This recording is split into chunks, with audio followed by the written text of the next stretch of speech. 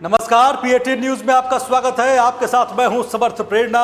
Vote चोरी और बिहार में SIR को लेकर दो हाथ कर रहे सत्ता पक्ष और विपक्ष के बीच अब संविधान संशोधन से संबंधित 3 नए विधेयकों को लेकर जंग शुरू हो गई है। इन तीनों ही विधेयकों को केंद्रीय गृह मंत्री अमित शाह ने बुधवार को संसद में पेश किया। गृह मंत्री जैसे ही विधेयकों को सदन के पटल पर रख रहे थे, विपक्षी सांसदों की तरफ से इनके विरोध में नारेबाजी शुरू हो गई।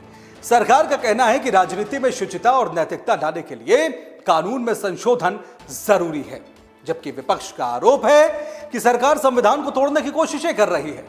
सारा विवाद इन विधेयकों के प्रावधानों को लेकर है।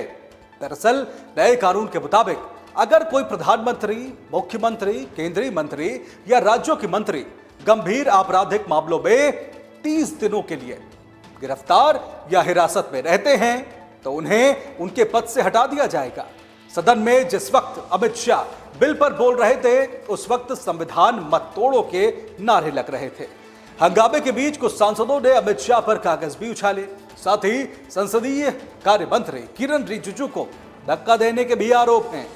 कांग्रेस और AIMIM समेत कई दलों ने इन बिलों का विरोध किया है। कांग्रेस सांसद KC वेणुगोपाल ने अमित शाह से पूछा कि क्या उन्होंने गुजरात के गृह मंत्री रहते हुए गिरफ्तार होने के बाद नैतिकता के आधार पर इस्तीफा दिया था।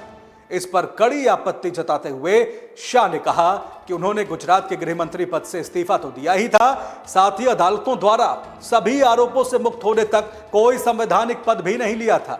उधर AIMIM सांसद असदुद्दीन ओवैसी ने कहा कि यह विधेयक शक्तियों के विभाजन के सिद्धांत का उल्लंघन करता है, साथ ही लोगों के सरकार चुनने के अधिकार को कमजोर भी करते हैं। ओवैसी ने आरोप लगाया कि एजेंसियां झूठे मामलों और संदेहों के आधार पर नेताओं को गिरफ्तार करती हैं। ऐसे में सरकार देश में पुलिस राज्य बनाने की कोशिशें कर रही है। लोकसभा में आज इन तीनों विधेयकों को लेकर सरकार और विपक्ष के बीच जो तनातनी देखने को मिली, उससे साफ है कि आने वाले समय में इनको लेकर राजनीति और गरमाएगी। फिलहाल खबर है कि इन विधेयकों को अधिक चर्चा और आम सहमति बनाने के लिए सिलेक्ट कमेटी भेजा जा सकता है।